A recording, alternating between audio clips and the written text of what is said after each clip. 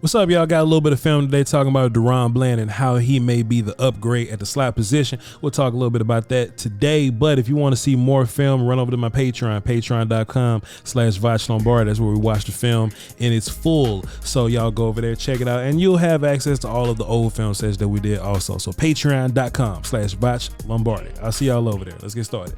DaRon Bland is bringing some things to this defense, man. He is bringing some relentlessness here. He's bringing some extra ball skills. He's bringing some more turnover ability, and I think that was fully showcased in this Colts game here, right? Now, we'll start here. We'll get into DaRon Bland as a cover guy a little bit later, but right now I want to talk about him as a purely defensive player. Like, what are we getting from DaRon Bland on this defense? And as of now, if there's any impediment to the Dallas Cowboys, it'll be like, like run game and like tackling and stuff, right? It's especially when we talk about what we need to get from our DBs. We just need them dudes to be a little more physical in general. And what I really like about DaRon Bland, we'll go ahead and ID him for you. What I really like about DaRon Bland is, one, he sees it, and then two, he gets downfield in a hurry and he goes to make a play. Now, number 35, the running back, dropped the football here, but can you imagine what it would have looked like if he'd have caught the football? DaRon Bland would be right on top of him, right? Van Der Esch and D-Law are there, of course, but DaRon Bland was there first, and it's not the first example of DaRon Bland getting downhill making plays like this. There was also this play just a little later on in the game. DaRon Bland sees number 83 leaking out the back into the flats here, and he just comes down and he makes the play. Now, why is this important? Because, we don't want corners that are just going to catch defenders or just, let defenders come to them.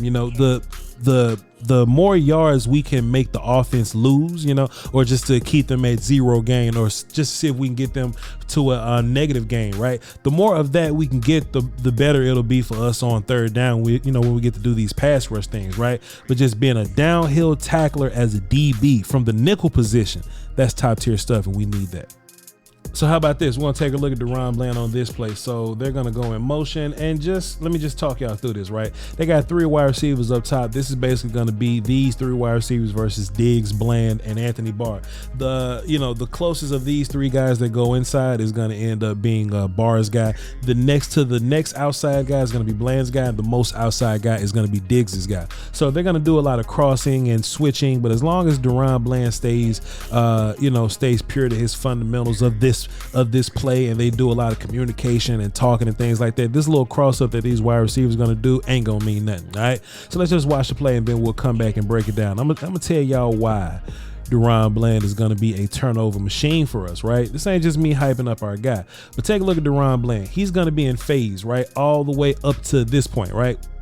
He's gonna, first of all, to not get switched up here, great communication. But once he's in phase and he really gets an established feel for what this route is gonna be, you see he's gonna get his eyes back to Matt Ryan, right? Why is that important? Because you figure out the route, you figure out the wide receiver, you follow, you chase, you're in phase, then you get your eyes to the backfield, you find Matt Ryan, and you find the football. Now, DaRon Bland does this fantastically right here. You can see his eyes get back to the football. Look, right there, his eyes got back to the football. And this is the problem that we're having with Anthony Brown. And look, this ain't me poo-pooing on Anthony Brown because we appreciate, him for his service and won't wish injury on nobody. But Anthony Brown would run with the receiver and disregard finding the football. So he'll outrun plays because he wasn't looking for the football.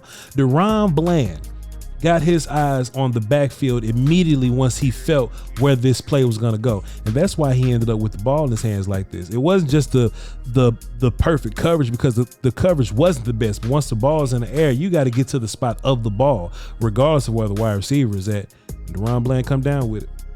Also, too, let's just rewind this and let me just show y'all a little something else. This is something that won't get showed up on the box score as I was taking notes, and this is mostly about DaRon Bland. But Kelvin Joseph had a couple, pretty impressive coverage reps here. Look at Kelvin Joseph down bottom, right? What I like about this Kelvin Joseph rep the most is that we see Alec Pierce, who did catch a touchdown on him, but he was in good position.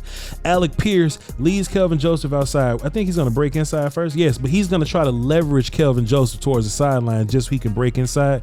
So when you see Alec kind of give that move to the outside, Kelvin doesn't bite on it. Let me show y'all. 1, 2, 3 right here. He's gonna try to leverage to the outside right here.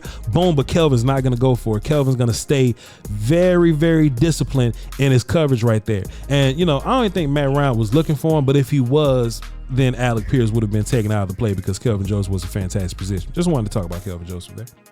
Then there's this other play. This was the 2-point conversion play. Take a look at DaRon Bland versus Paris Campbell in the slot right here, right? We're going to get some of the same principles that we talked about on the last play, right? The same kind of fundamentals for DaRon Bland. We're going to get a feel for the route. We're going to stay in phase. Once I've identified what this route is probably going to be, I'm going to get my eyes back to Matt Ryan. You see DaRon Bland's eyes are on Paris Campbell. He's going to get the feel. Then you see DaRon Bland get his eyes to the backfield to go find quarterback and then find ball. And once he finds ball, he can break and make a play on it. That's a fantastic play from DaRon Bland on this 2-point play right here. Let's watch a cartel view so we can see what's going on here. Shouts out to the cartel view and DaRon Bland. His fantastic look at him getting his hand in there, fighting for the football, man. Easy peasy lemon squeezy. One more time, DaRon Bland, similar situation, right? And you know, like I said, man, you know, y'all gonna watch me hype up DaRon Bland and you're like, oh, Voch, you being a homer. But nah, there's consistency in the technique here. DaRon Bland is playing on 16. He's gonna identify the route. Oh, okay, 16, you're just kind of gonna sit down and get back outside. Cool. My eyes are on you. I'm gonna come downhill. I'm gonna get my eyes on the football. Right there, you see DaRon Bland's eyes on the backfield looking for the football. He's gonna find the ball, get to the football, and catch the football. Bro, I'm not just hyping up DaRon Bland. Like you're seeing this consistent trend in his technique. He's a disciplined player. He's cool with his route. Sometimes he'll get away with that, but that's cool. But for the most part, he's gonna read the player, read the route fine. Once he gets comfortable with the route run, he's gonna get his eyes to the backfield, man. And before you know it, Matt Ryan throwing that ball to us. I just wanted to show love to Kelvin Joseph one more time before I wrap the video up. Take a look at him down bottom, man. Take a look at this. Boom, boom, boom, boom, boom. Look at that clean break. Also, another one of our corners getting eyes on the football. Now, Kelvin Joseph didn't play a whole bunch of games in college, but he did have a couple of picks. Y'all can go watch my Kelvin Joseph draft film session, him coming out of Kentucky or whatnot. Kelvin Joseph was a ball hawky type guy as well. You know what I mean? So yeah, Kelvin Joseph is basically an unknown to us, but he's probably, you know, he's probably going to bring some of that ball hawk energy that he had in college. He's going to bring that to this game here. I know he gave up the interception, but think about the positioning that he was in when he got beat by Pierce. Not the interception, but touchdown. When he got beat by Pierce, he was basically in good position. Let me just run this film and I'll just keep on talking. He was in good position with Pierce when he was in the end zone when Pierce caught the pass on him. You know what I'm saying? But besides that, man, Kelvin Joseph is pretty much in good position a lot of the times, man.